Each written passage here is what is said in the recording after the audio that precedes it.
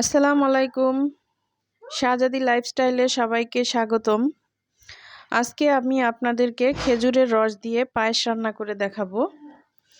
তো আমি এখানে 2 কাপের মতো চাল নিয়েছি। চালটা ভালো করে ধুয়ে আমি 2 কেজি পরিমাণ মানে 2 লিটার পরিমাণ দুধ নিয়েছি। দুধটা আমি চালের সাথে দিয়ে দিয়েছি। এখানে কোনো আমি এক্সট্রা পানি ইউজ করিনি।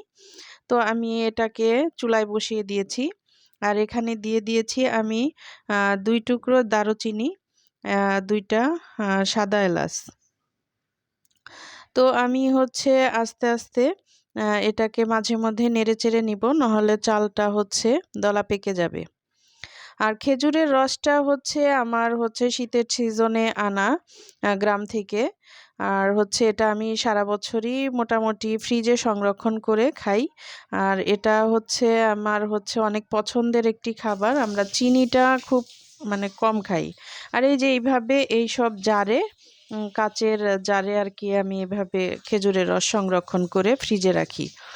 আর এখানে আমি ফ্রিজ থেকে খেজুরের রসটা বের করে আমি এটাকে জাল করে নিচ্ছি।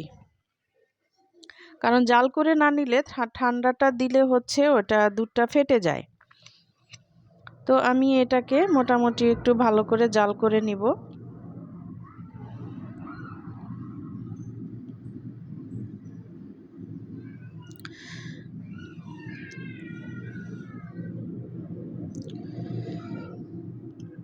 তো দেখতে পাচ্ছেন খেজুরের রসটা জাল করা হয়ে গিয়েছে। ওটাকে আমি একপাশে নামিয়ে রেখে দিয়েছি ঠান্ডা হওয়ার জন্য। কারণ সরাসরি আমি গরমটা দুধে দিব না। তো এদিকে আমার পায়েসের ইয়াটাও চালটাও ফুটে এসেছে। এখন আবার খেজুরের রসটাও মোটামুটি ঠান্ডা হয়ে এসেছে। তো আমি এখন এখানে খেজুরের রসটা দিয়ে দিচ্ছি।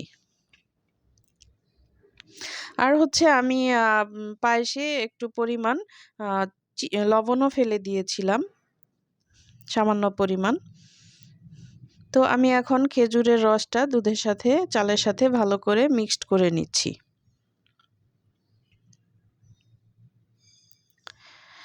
তারপরে আমি ভালো করে এটাকে জাল করে নিব।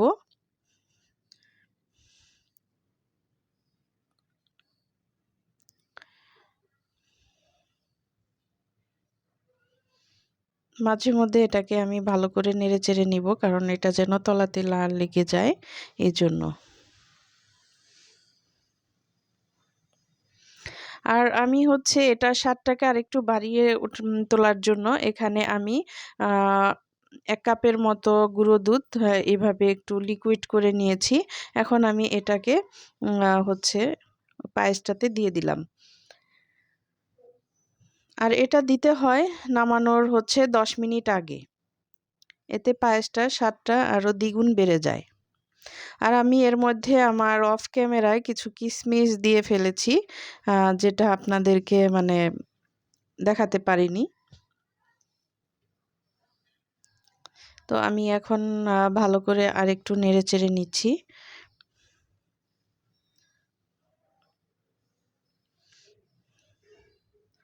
তো এই তো আমার পায়েসটা রেডি হয়ে গিয়েছে। এটা আমার পায়েসের লুক। আর এখানে আমি ডেকোরেশনের জন্য কিছু কিশমিশ উপরে দিয়ে দিয়েছি।